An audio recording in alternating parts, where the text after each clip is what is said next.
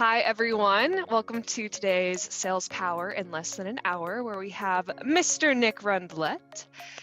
Nick is a sales consultant. He's helping startups build repeatable, scalable sales processes.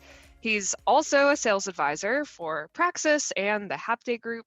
He's the founder of Mastermind Army, an army of sales professionals who gather every week to help you learn sales fast. I've been there. It's great. He's also been a rep and an SDR manager at Reliant Technology and a team lead at Toggle. So I think it's safe to say that he gets sales. But Nick, why don't you give us the quick story of how you got here and who you are?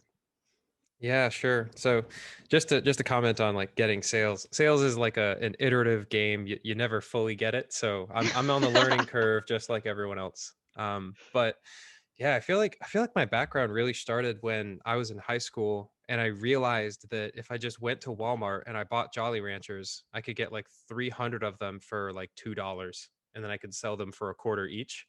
And then I was just like, "Oh, so I should just like make hundreds of dollars and sell these." And it worked. Um, and that just kind of like got my gears turning from an early enough age to realize like as I'm going through college doing engineering, I was buying and selling precious metals and like running a business on the side. And I had this really cool experience where there was a sweet old lady that responded to an ad I put out in the newspaper. And I met her at this comic book store that I was consigning some of my inventory inside of. And we had this like lovely interaction where I was like educating her, like, here's what your coins are worth, and here's exactly, what a typical dealer will pay you, but then I'll pay you, 10% more because I don't have the overhead, and just like explaining how the whole system and how the doing business works. And at the end of that, she was thrilled. She was like, "Thank you so much." And I was just infused with this sense of fulfillment. And I realized later that this is business, this is sales. I literally got the opportunity to help her solve a problem and do so in a way that made me benefit and profit. And once it clicked, like that's what sales is, it wasn't long before I was dropped out of college. It wasn't long before, I moved, packed up my bags and moved to Atlanta and got an SDR job and said, like, I want more of this. Like, whatever this is, helping people solve problems and like profiting from it. And like, it's just beautiful. That's what I want more of. And so that's really where it all started. Wow. Yeah, I think I've heard your story before when I was first getting into sales, called you up at Praxis and was like, dude, what is this thing?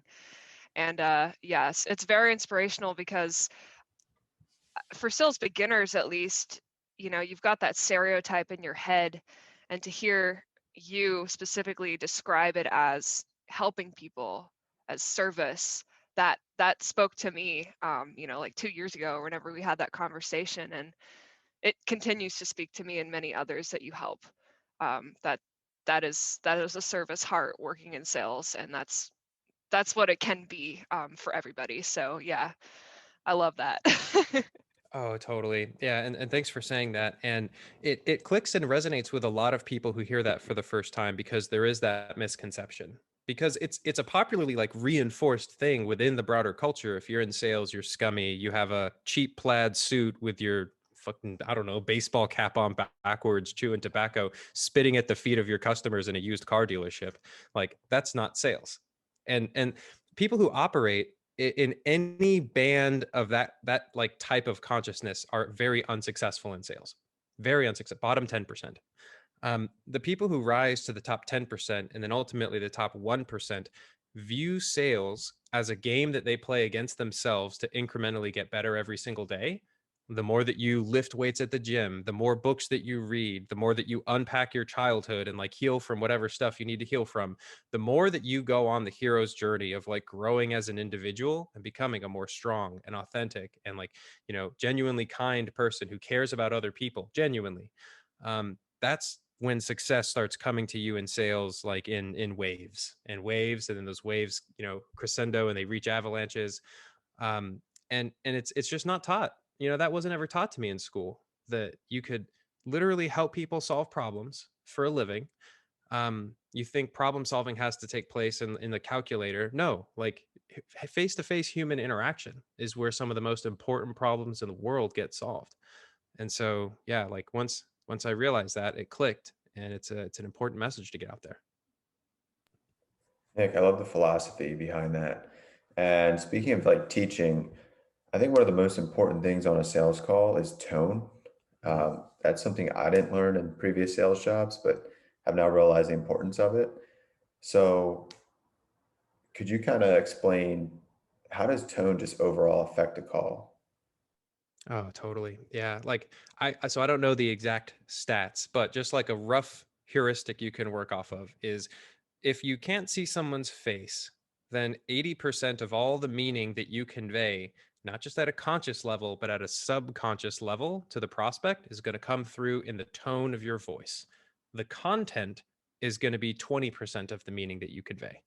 So if I'm speaking in a very relaxed manner that sounds very true and authentic to myself, and I'm just talking about bubblegum, um, someone's going to be more engaged and more listening than if I'm delivering like a Tony Robbins speech, but I sound super fake, or if I sound like I'm reading off of a script, for example, right? So the more calm and authentic that you can be in your tone and your delivery, the more impactful you'll be on the sales call. And it's also, you're just carrying around like less crap. It takes energy to put on a mask. And I would know because when I was an SDR, my first inclination was to be like, "Hi, this is Nick with Reliant Technology. Hope I didn't catch you at too bad of a time." And like put on that like, fake enthusiasm because I was trying to mask a lack of confidence, which maybe is a place that everyone has to start. That's where I had to start. But things really clicked over time when I was able to affect that tone. So super important. Yeah, Nick, that's why we wanted to talk to you about tone today specifically. It kind of came up in a training that I was in a couple weeks ago, where I started listening back to my call recordings. I started doing some mock calls, and my tone sounded so different than what I thought I was doing. And we were like, we need to fix this because you sound nervous and scared, and it's stressing out the people you're talking to, basically. I mean, not to that extent, but in your head, things are always worse. So, but I don't Mhm. know, it wasn't great. So, um, wanted to talk to you specifically about the technical tricks that you practiced to make your tone consistent and like reliable. I know you mentioned it's part of it's just being authentic, but what are some things that people can do to actually practice this and get better at it while they're in that not confident stage? Very interesting. So I'll be honest, I don't know if I have too many tactical tricks for you. I might be able to convey some principles that I think were helpful for me. For me, in my journey in like trying to manage tone, there was just a point at which it just shifted. And I just kind of realized like, oh, I don't have to try to control my tone. If I'm just talking to someone and I literally internalize the mindset that I'm talking to them as a peer, the tone shift follows naturally. So I'm going to talk about kind of like the psychology that goes into why your tone might sound nervous and kind of attack it at that level. Um, so let's first start with the importance of self-awareness in sales. So if you are operating under the assumption that nothing is wrong and that your tone is fine, you will never improve your tone because you don't yet have the humility of listening back to your call and realizing that your tone is bad. And so that's a necessary first prerequisite is to get in touch with reality, understand where your baseline is at. Do like Brandy, listen to your calls and listen to several of them. And the odds are, for most people, for whatever reason, this is painful. It gets decreasingly painful every time that you do it until it's just kind of like, getting rejected. Eventually, you just kind of don't care. Um, but this will give you your true baseline for where you actually are at in terms of like the skill of managing your tone. And it'll help you understand the specific areas in which you have a skill gap. Maybe when a prospect gives you an objection, you go, what our other customers do in a case like this, like you'll realize that, oh, that's when I start to like go into fight or flight mode. Maybe I need to rehearse my objection handling. Maybe I need to internalize what that language sounds like and practice delivering that in a calm way so that when I reach that point in a conversation, I can be calm, confident, and just really present with the prospect. and that will make them feel calm in return, and they'll trust what it is that I'm saying.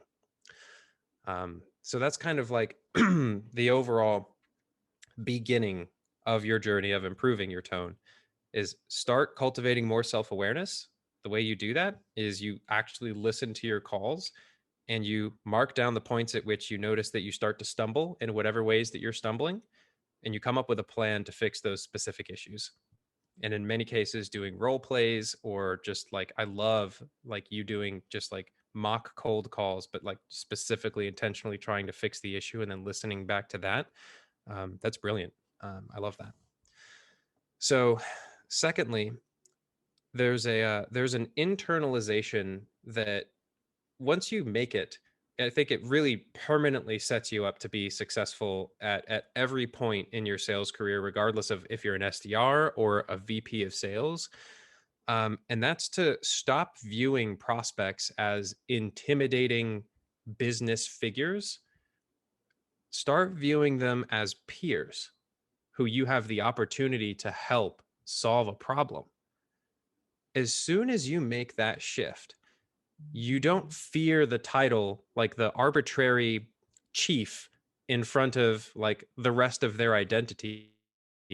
You're free to just actually connect with the person who's on the screen or the consciousness that's on the phone. And when you're authentically present and just connecting with them, that's when a free flow of information happens. That's when your subconscious doesn't have to engage in fight or flight anymore, and you can just talk to them as you would your friend. And that should really be the objective, is like, if you can talk to someone in a way that is just totally natural, they're a peer to you, they're a friend, you internalize that mindset. For me, that's what I really think like made the tone shift just kind of happen without consciously putting in a ton of effort. So those would be my top two. Nick, I really like the advice of talking to someone like a friend, because recently I've been working with some new salespeople within the company that have been reaching out to people for the first time ever. And I always like to offer the perspective of, pretend you're talking to a friend about a product they just started using. Like, just be curious. Like, how would you talk to a friend? Like, so how do you like the product? What don't you like about it? Because I think if you're focused too much on like, okay, this is a prospect, I'm trying to sell them something, that comes off a lot in the tone. So that really stands out, but that's all really good insight. Yeah. I like that a lot.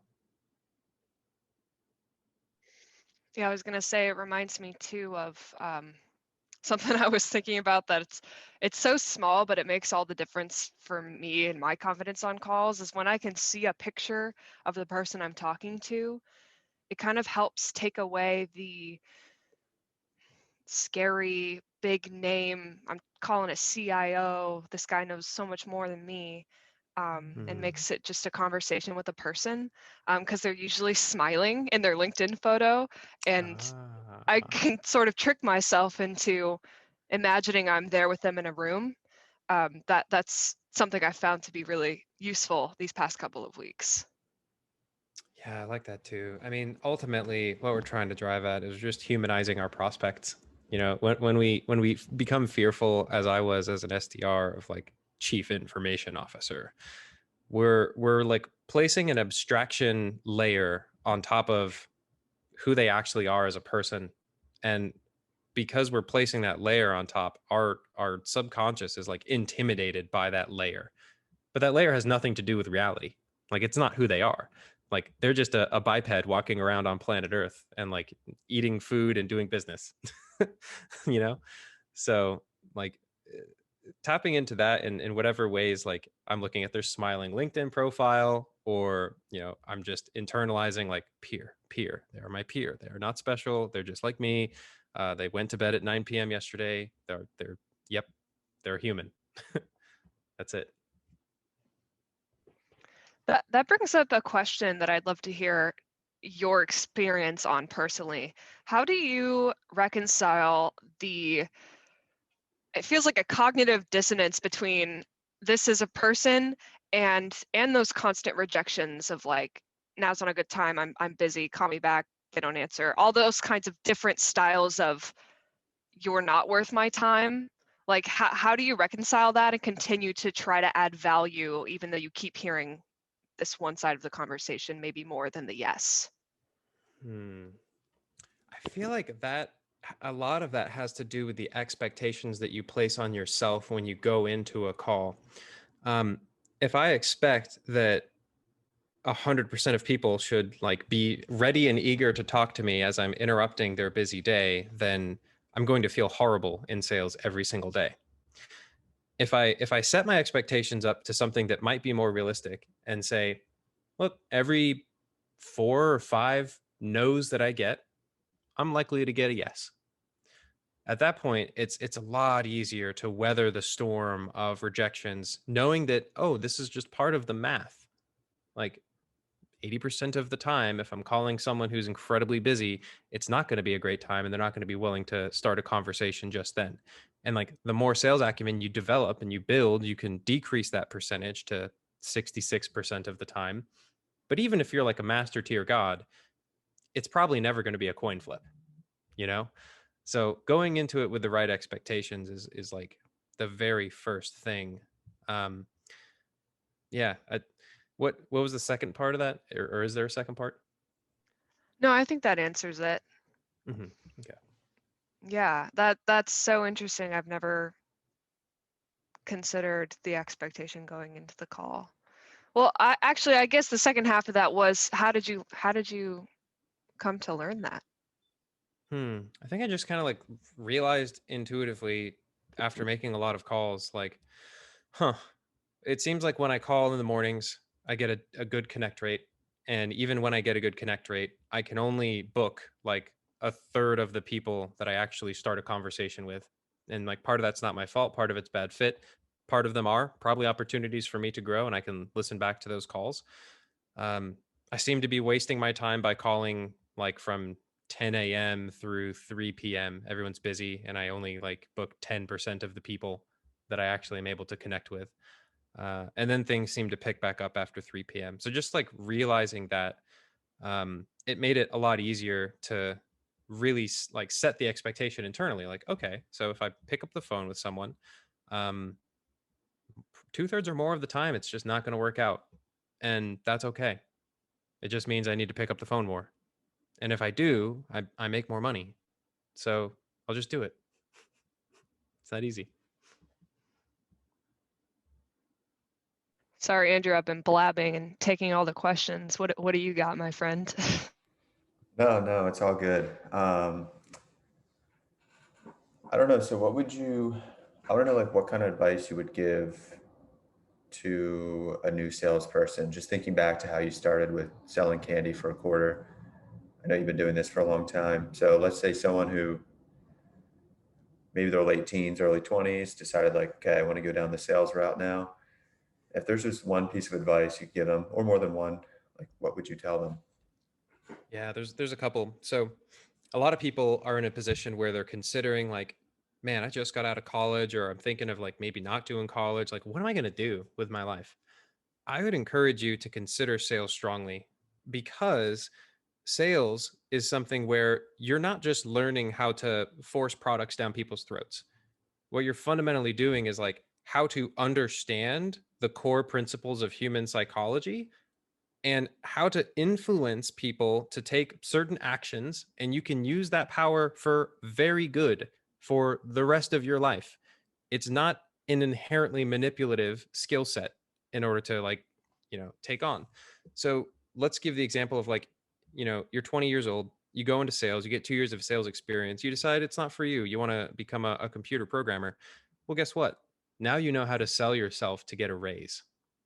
Now you know when you're going out with a group of friends, how to sell. Hey, we should go bowling today. I know that Susan doesn't want this, but like, hey, I have this negotiation idea. Like, we'll go bowling and then we'll do something else that Susan wants. Like, blah blah blah. You'll just think fundamentally and structurally differently as a result of having sales experience, and it'll benefit you in, I mean, quite literally thousands of unpredictable ways for the rest of your life across any domain. I mean, it's like having great cardio or something. Like, you'll just be better suited to be a human that operates with other humans. So that's one thing. Is like if you're considering sales as a path, know that there's long-term beneficial repercussions in every domain for the rest of your life if you decide to do it early. And if it's not a fit for you, you can always, back out. Like, no worries. People do this all the time. And the second thing is like, okay, so now you're sold. You want to do sales. You want to make the excellent money, the great pay, all of this stuff. Your first inclination might be like, all right, so I'm going to buy a bunch of sales books. I'm going to buy a bunch of like courses and training, and I'm going to consume information that will make me better at sales. The one thing that I would give you as a gift that will save you lots of time and lots of money is just know that sales is 80% psychology, and it's an 80% game that you play against yourself on a self-improvement level. And then it's 20% tactics and strategy and stuff like that. If you get a CrossFit gym membership, that will make you a better salesperson than reading a book about sales in general on average. Because you'll show up to the gym every single day, you'll get physically fitter and physically stronger, you'll build self-confidence, and that internalized self-confidence that you acquire will make you unconsciously just do the things that sales books try to tell you to do anyway. But when you read the sales books, like, you don't have the internalized self-confidence to actually act out the strategies consistently. So it's like a catch 22. So the more that you get your diet right, get your body right, get your mind right, like pursue therapy and like unpack things from your past that subconsciously holds you down, then the more authentic you are, the more engaging you are, and that's when your sales career will like really take off. So, supplement the work that you do on yourself with learning. I'm not saying don't learn. I'm saying, if you're thinking about, if you have $1,000 to invest early on in your sales career, I'd say put 500 of that towards therapy. Put 200 of that towards like books and methodologies and like coaching that can help you with your mindset and like your psychology, and then put like the last 300 into whatever kind of like sales training resources, etc. Like, you want that 80-20 to be working in the favor of bettering yourself as a human first, because that's what makes the biggest difference for you and also for the world. Nick, I couldn't agree more. And going back to the first thing you said, people say skills is this, or sales is a skill that you can carry with you anywhere in life, which is definitely true. It's proven to be true. And the second thing you said too is like, it's big. And I've used just like a martial art as example, right? You start out, you're a beginner, you're not good at it, but you're essentially training your brain to overcome objections and get better at something. And when you do that, it helps your confidence a lot. And beyond that, just the type of physical activity is like just a natural endorphin release. So I agree. I think with the sales books, they are very helpful, but at the end of the day, they can just kind of be a crutch if you're not implementing them right. It's like certain medications for things, right? You can prescribe someone like an antidepressant, and that's kind of just a crutch. If you're not doing anything to make yourself better at something, it's not going to work fully. So that's great insight. Couldn't agree more, man. Love it. Yeah, one other example that comes to mind, probably applies to a lot of people recently, is switching to working from home, ending up in your jammies all day sitting on the couch, versus 3 months in, you realize my head's not where I need it to be. I gotta put on some real pants, stand up at my countertop, and get some shit done. It just, everything about that can change the way that you come across, the way that you handle your work, the way you approach it to begin with, and it's all very important. That's a really interesting, but not really surprising idea that you brought up, because it makes perfect sense, and we see it every day, I feel Yeah, like. totally. Like, and it's so funny, like how much of the game is purely psychological. Like the working from home challenges, like that's a core like discipline and motivation challenge. And if you just set up some of those baseline habits of like, okay, well, instead of sitting in my jammies on my laptop in my bed curled up, which is not sending signals to the rest of your brain and body that like you're in work mode. Literally just going over to the cabinet there, or the countertop there. I like that idea conceptually. Something that I found super crazy helpful that might like really benefit anyone who has the ability to do this in your audience. We think of co-working as something that you go to a dedicated space, you pay $100 a month in order to do it. I have had so much fun and so many productive days in Austin just driving over to my friend's house and just having co-working buddy days. And like that's not a concept that anyone had ever introduced in my life. That's just something that we spontaneously decided to do. I had 4 people in here, everyone just working at my kitchen table and at my counter, and I'm over here, and like we're just jamming out on random topics from like current events to philosophy and just like getting back down to business and like having a snack at lunch. And it's just like, this is better than co-working. This is so much better because it's just co-working, but you're surrounded by people that you love and you care about. So if you have the ability to do that, I would say try it. Yeah, I agree with that too. We actually did that the other day. We had 4 people here. Then a couple more joined us later, and one of them cooked for us. And before this whole pandemic started, if you gave me the idea of those plans, I'd be like, okay, it doesn't sound that fun, but like, given the current climate with things, it couldn't be any better. Like I just felt more motivated to work. It was just, Yes. it just felt real. So that's awesome, man. Yeah. I'm glad you found that. And you learn so much being in an office and around other people that are doing things that are similar to you. You just absorb so much more information, and working from home alone by itself, you just maybe, I don't know, 30% of what you would learn if you were there in person with everybody, all your coworkers. You just can't get. So yeah, we love to have little work parties, and Mr. Jed Marley was over last week too, so I was trying to like listen in on his calls and stuff and hear like, what is he doing differently? Like, how can I be better? And like Jed. Yeah, amazing. Jed's the bomb. Yeah, right. But it's a great it's a great tip for people, especially at this point when it looks like work from home is maybe forever, or at least a majority of roles these days are going to be work from home because it just fiscally makes more sense. Yep, 100% agree. Definitely. Well, Nick, appreciate you coming on today, man. I think it's been some excellent insight, and I think anyone who would listen to this will definitely agree there. But I really like the way you have like a very philosophical approach and focus on the psychology aspect of things. I think that's truly helpful and beneficial to people that have been in this career for a long time or people just starting. So thank you for offering that. Yeah, thanks so much, Andrew and Brandy, for having me. And is it okay if I tell folks where they can find me? Do Absolutely. it. Go for it. Amazing. Yeah. Probably easiest way to like directly reach me is going to be LinkedIn, linkedin.com/Nick-Rundlett. But if you want to learn sales fast, go to mastermind.army and sign up, and we will get you in on some of our private mastermind sessions. And the purpose there is like, if you're a top performer, or if you're trying to become a top performer, you still have questions, you still have issues that you run into in your pipeline. You can run it by a dozen other badass salespeople and get all of their individual thoughts and inputs on solving your exact problem. And it's super fun. You get to help other people in the same way. And yeah, mastermind.army. I would love to help you out. Check it out, people. Dope. Beautiful. Awesome. Yeah. Well, thanks again, Nick. All right. Thank you guys. Take care.